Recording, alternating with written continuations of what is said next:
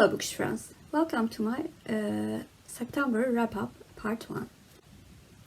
In this video, I will first of all talk about the 6 books that I finished in the first half of September, and then give a brief update about how I'm doing in my 3 months reading challenge, Berna's Bookish Bingo.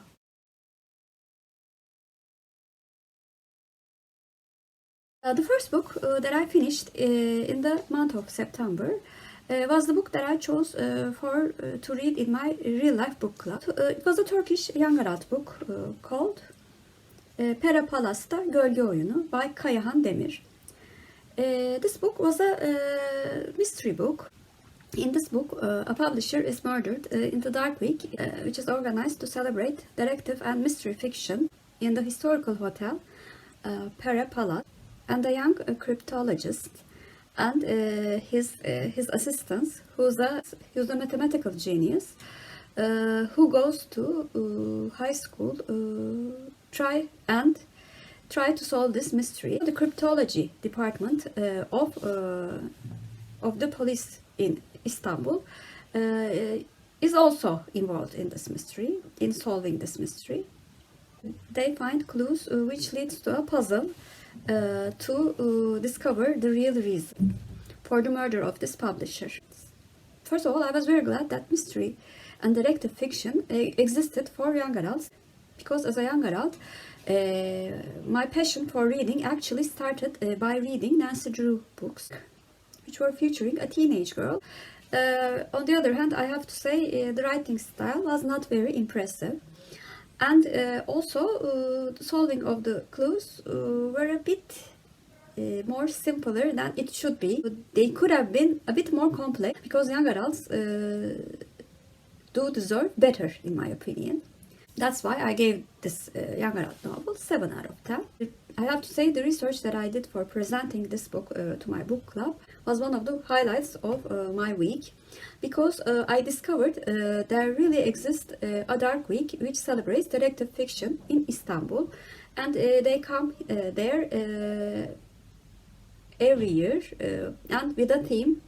The first year's themes was, of course, Agatha Christie, because she stayed in that hotel many times. And also, I found that many authors and many very famous people stayed in Pera Palace Hotel. And there were suites that were dedicated to Agatha Christie, Ernest Hemingway, Greta Garbo, and our beloved detective writer Ahmet Ümit. So I found a new goal for myself by reading this book. I will participate this week. Maybe not this year, so maybe next year or the year after. I'm very excited just by the thought of attending such a conference. The second book that I finished in the month of September was the book that I was reading for 6 months. It was a buddy read with Janelle-Too fond of books. Vintage mystery and detective stories, edited by Stuart, Davies. This book consisted of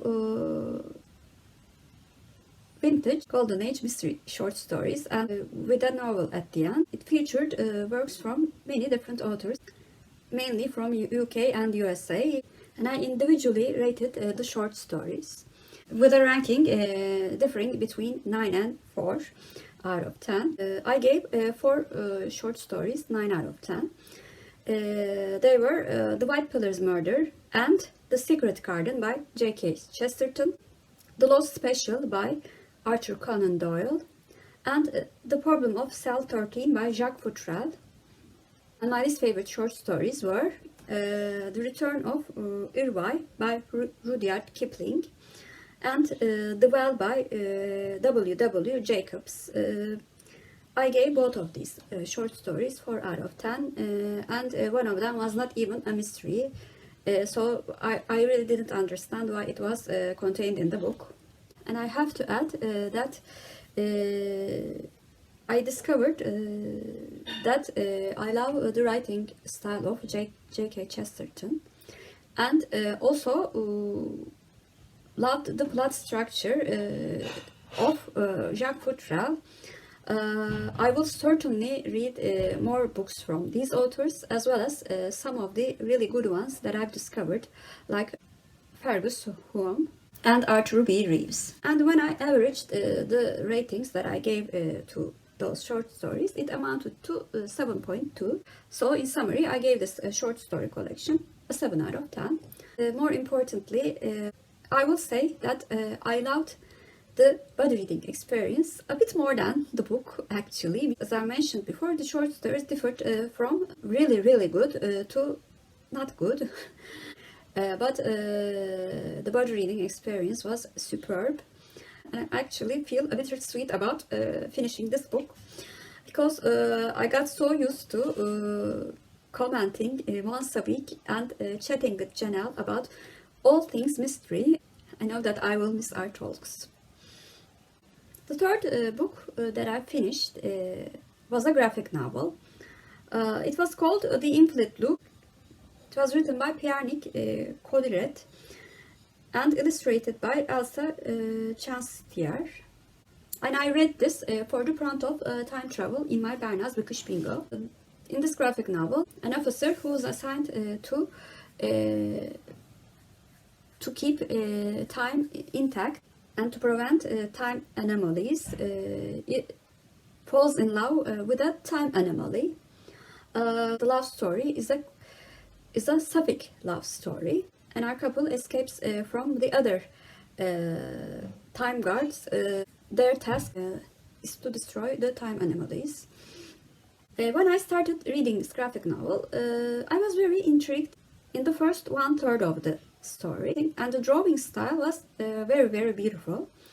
The drawing style continued to be very, very beautiful throughout the reading experience. On the other hand, the plot got more and more complex, and although I like complex time travel plots, it was almost impossible to understand what was really happening and in which alternate timeline we were supposed to be in. The most annoying thing was not the complexity, but I felt like I was being hammered in the head with the message of tolerance towards minorities, people with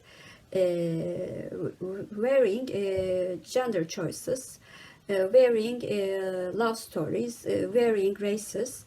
This message kept repeating itself in almost every 2 pages, which was really, really annoying. I think it's a very important social message, and it definitely needs to be stated more and more in literature.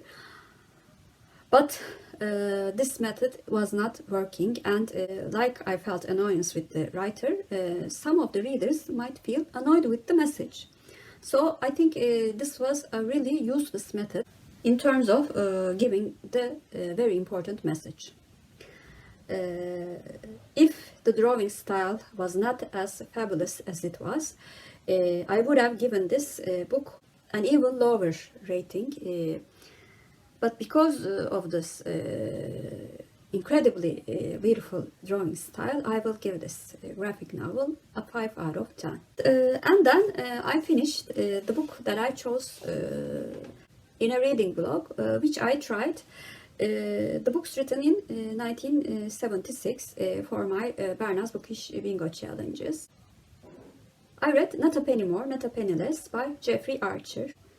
This is the story of 4 individuals who have been conned by a person who swindles their money in an elaborate plot containing manipulation of the stock exchange. And these 4 men, they each form a different plan to get the money from this guy, but their motto was to get the exact amount, not a penny more, not a penny less. When I chose this book, I thought it would be a decent book, but I didn't think that this book would be such a favorite of mine. First of all, I loved the writing style. It was very, very engaging, and I wanted to keep listening to the audiobook. The story flowed very, very easily. and the plus they did to take their money were very, very clever.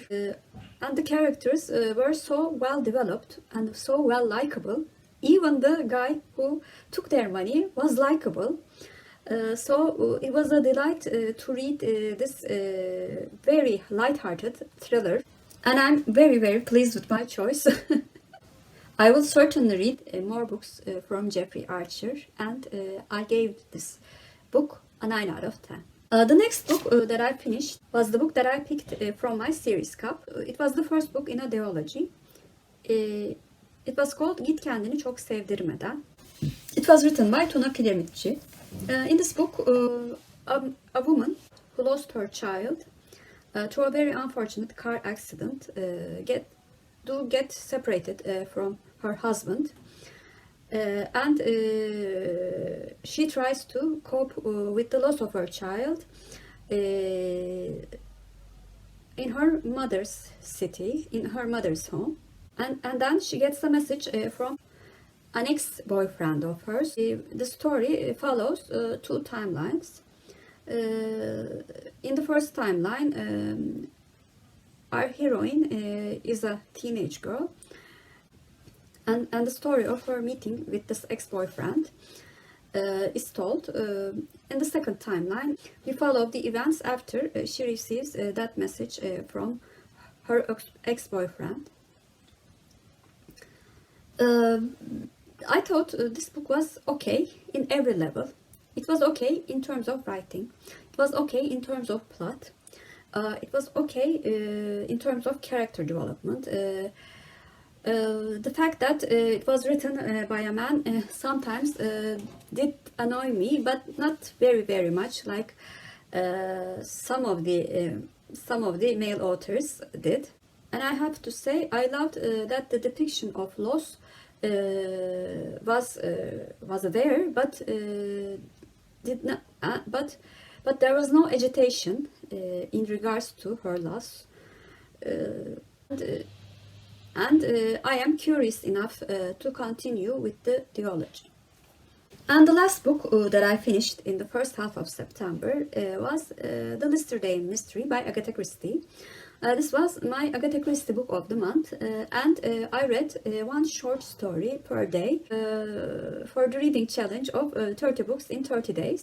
In my TBR, I said that I would read 30 mystery short stories for this challenge, and I have read 12 of them from this collection. This collection was written in 1934. It had a lightness which was not present in many of the Agatha Christie books that I have read, with the exception of Tommy and Tuppence books. Although I never get annoyed with the lightness, I was never very, very much impressed with the stories. And my favorites, which were The Philomel Cottage and The Accident, were the darker moods short stories. When I took the average of the ratings, it was 7.3. Of course, I ran it down to 7 out of 10, which was the rating that I gave to most of the short stories, so it fitted perfectly.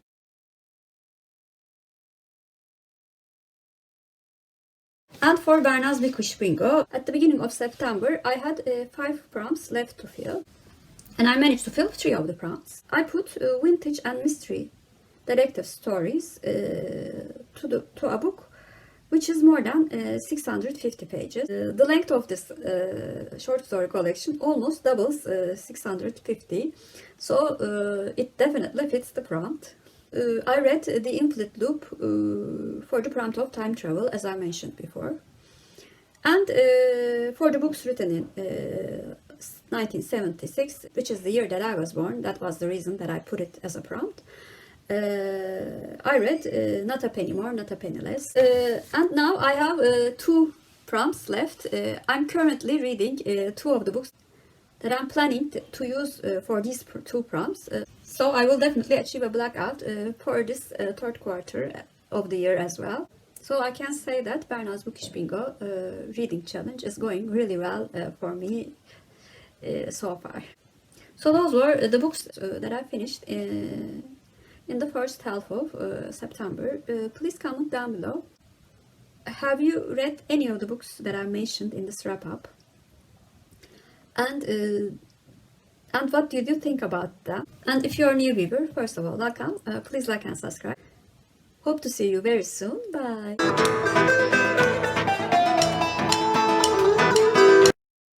As for Turkish word of the day, I'm going to choose a word from one of my favorite short stories that I have read this month.